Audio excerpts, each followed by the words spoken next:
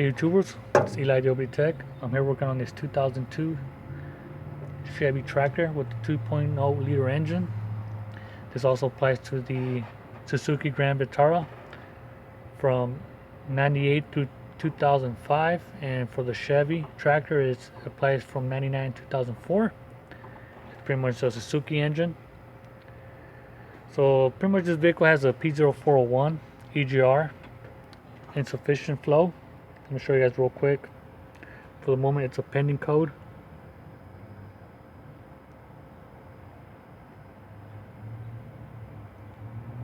So there you go.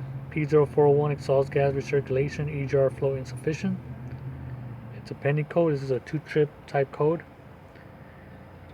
Alright, so in this video, I'm going to show you guys real quick, how to do a continuity check to pretty much isolate whether it's a PCM problem or an EGR problem.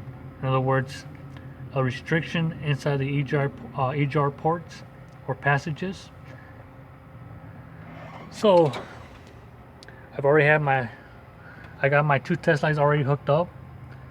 They're being hooked up to the EGR stepper motor. It's a 6-wire connector. 4 wires being your EGR control wires and 2 of them being your power feed. For example, pins 1 and 4 are your control wires. Those 2 pins work together, and then pins 3 and 6 are your other control wires which work together. Then your middle 2 wires are your pins 2 and 5. Those are your power feeds.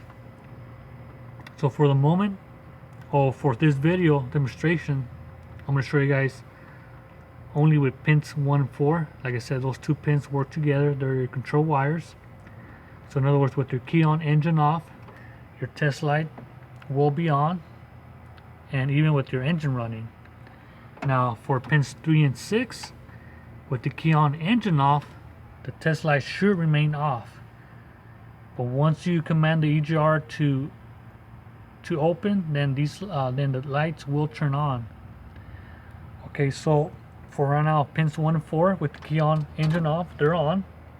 But as soon as in other words, with the EGR closed, these test lights should be on. And once you command the EGR to turn on, at least to a 5%, which is, this test is made for command of EGR to open only 5%, these test lights should turn off. And that just shows you that there's no problems from the connector all the way to the PCM. Your drivers are good. So, let me show you guys real quick. Let me turn on the vehicle, and I'll show you guys. Alright guys, so with the vehicle at idle, as you can see, the 2 test lights are on. I'm going to use this cancel to do some bidirectional control. It is only done with the capable cancel. It does bidirectional. I'm going to hit the activating test, engine output controls, and finally exhaust gas recirculation solenoid. Alright, so with the value at 0, like I said, I'm going to increase to 5%, and these test lights should turn off. So here we go. I'm going to hit 5 increase. Your 5%. Your test lights are off. I'm going to go back to 0. Test lights should be on again. I'm going to increase to 5% once again. They're off.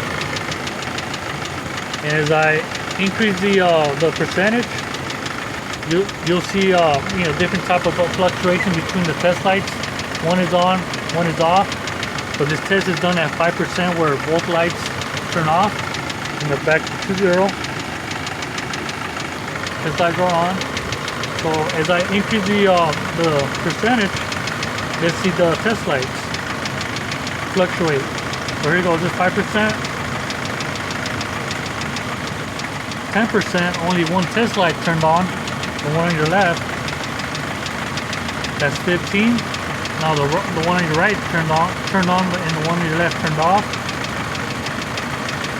This is 20%, so it's fluctuating. That's 25. And that's 30. At 30, both turn off, which means that the EGR is open.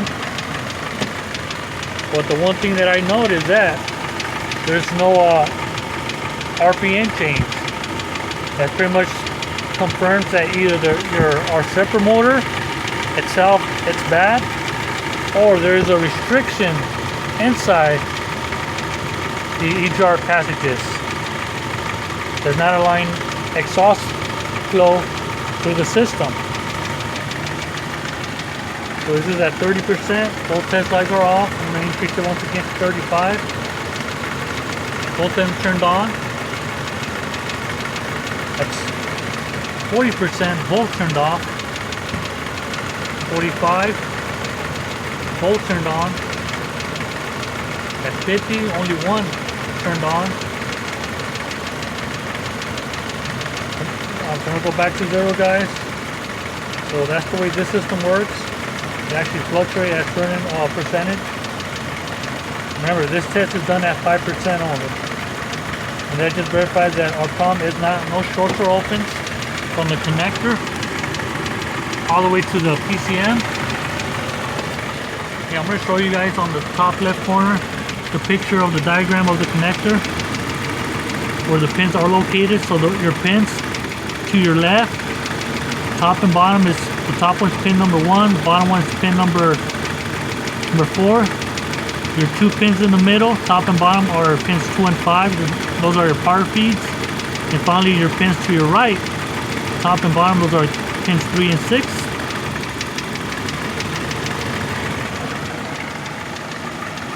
And that's a quick way to check or verify that there's no opens or shorts. Your problem is going to be either your EGR valve or restriction inside the EGR system. Alright guys, so hopefully you guys learned something, enjoyed this video. This is Eli the Opening Tech. Subscribe to like. Alright guys, so it's going to be a little quick update based on the results of doing a visual inspection. The customer did give me the okay to go ahead and remove the EGR valve and the EGR tube. Here's the EGR valve. The EGR valve was not too bad, but I did go ahead and clean it. The culprit problem right here is actually the EGR tube.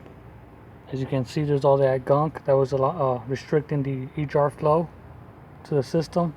So this end is the one that connects to the intake plenum there, and the other end is the one that goes into the EGR housing, or the EGR valve housing. It's not too bad. So I'm going to go ahead and clean them, and this should fix that P0401. Alright.